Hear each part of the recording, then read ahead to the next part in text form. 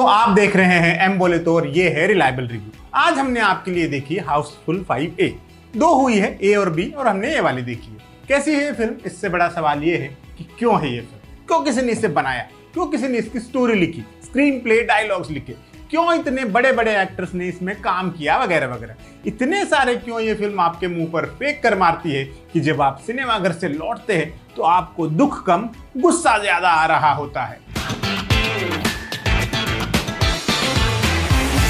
कहानी के नाम पर जो कुछ परोसा गया है वो बता देते हैं। एक शिप है जिस पर एक उद्योगपति की डेथ हो गई है। उसकी जायदाद का वारिस जॉली नाम का कोई शख्स है जो उसकी पहली पत्नी की औलाद है। अब जायदाद क्लेम करने पहुंचे हैं तीन जॉली। असली जॉली को पहचानने का गेम चल ही रहा होता है कि एक मर्डर हो जाता है और फिर पूरी फिल्म में उस मर्डर की इन्वेस्टिगेशन होती है। सबके सब शक के दायरे में है और इन्हीं में से खूनी को खोज निकालना है।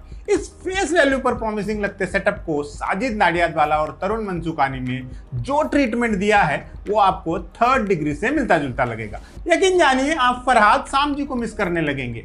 यही रिव्यू है इस फिल्म का, अगर आप समझ पाए।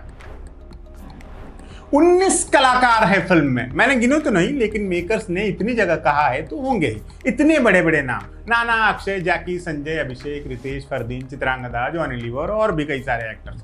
सब समान रूप से निराश करते हैं। हर एक ने ओवर एक्टिंग की है और इसमें इनका कोई दोष है भी नहीं। इनको जो स्क्रिप्ट पकड़ाई गई है वो ही इतनी खराब है तो ये लोग भी क्या ही कर लेते। कई बार आप सोचते हैं कि यार, इतने बड़े एक्टर ने इस सीन के लिए हामी कैसे भरी होगी, क्यों भरी होगी।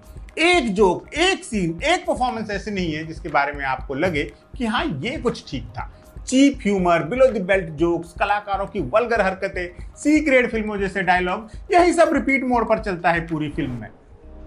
कैमरा एक्ट्रेसेस के क्लीवेज में घुसा ही रहता है और ये सिचुएशनल नहीं है, डेलिब्रेट है। घिन आने लायक महिलाओं का ऑब्जेक्टिफिकेशन है। पता नहीं हीरोइंस को इससे ऐतराज क्यों नहीं हुआ होगा। शुरू के 15 मिनट में ही आपको विरक्ति होने लगेगी। कुछ पार्ट में ह्यूमर खराब है, कुछ में घिनौना हो जाता है। कॉमेडी फिल्मों में लॉजिक का आग्रह नहीं करना चाहिए, इस आर्गुमेंट से मुझे कोई दिक्कत नहीं है, लेकिन फिर कॉमेडी फिल्मों का सबसे जरूरी एलिमेंट तो लाइए बॉस, ह्यूमर, हास्य, लाफ्टर। आखिर इसी के लिए ही तो दर्शक आया है ना। अगर वो ही सिरे से गायब है तो क्या करें हम आपकी 2 एंडिंग्स और 19 सितारों का। इतने बड़े बड़े नाम, इतनी बड़ी फ्रेंचाइज, करोड़ों रुपया फूंक कर अगर ये बना रहे हैं तो बॉलीवुड का ईश्वर ही मालिक है। फिल्म के दौरान कई बार आप सोचते हैं कि यार, कोई तो बैठा होगा इस फिल्म के आइडिया को लेकर। किसी ने सीन सोचे होंगे, किसी ने डायलॉग्स लिखे होंगे। संसाधनों का कितना दुरुपयोग है ये। कलेक्टिवली कितने लोग एक ही टाइम फ्रेम में ऐसे फेल हो सकते हैं भाई। फिल्म के 2 एंड है, ए देखिए, बी देखिए, क्या ही फर्क पड़ता है। मुझे फिल्म बुरी तो लगी है, लेकिन खराब फिल्म देखने से आपको अफसोस होता है बस। मुझे इसे देखने के बाद इतना गुस्सा आया कि अगर उस कमजोर लम्हे कोई मुझे अप्रोच करता तो मैंने भी बॉयकॉट बॉलीवुड गैंग ज्वाइन कर लेनी थी।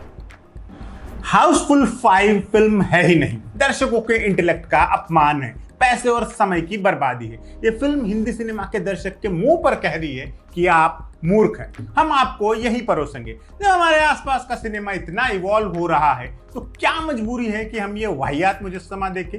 नहीं, मुझे किसी ने पैसे नहीं दिए है, कोई नहीं देता, ना अच्छा कहने के लिए ना बुरा कहने के लिए। सिनेमा के प्रेम की वजह से ये सब करते हैं। घटिया फिल्में भी देखते हैं ताकि आपको बचा सके।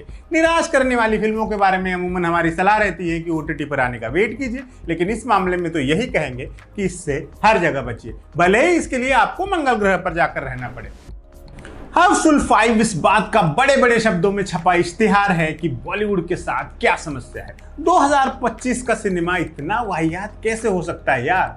अगर खुद से जरा भी प्रेम करते हैं, मेंटल हेल्थ को अहमियत देते हैं और अपने मूड का सत्यानाश नहीं करवाना चाहते तो खुद को इस टॉर्चर से दूर रखिए।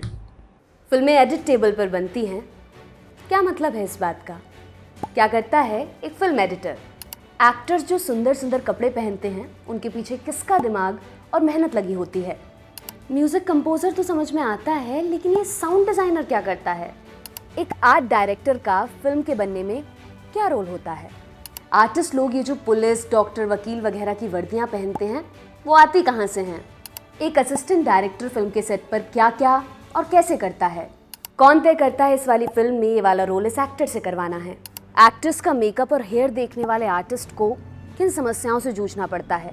हीरो की जगह अपनी जान जोखिम में डालने वाले स्टंट डबल्स कितने खतरे में जीते हैं?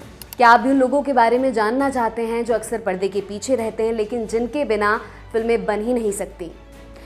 सिनेमा मेकिंग के अलग अलग डिपार्टमेंट्स को डेडिकेटेड हमारी सीरीज सिनेमा वाले में हम आपको इन्हीं लोगों से रूबरू करवाएंगे। ज़रूर देखिए सिनेमा वाले, ओनली ऑन एम बोले तो।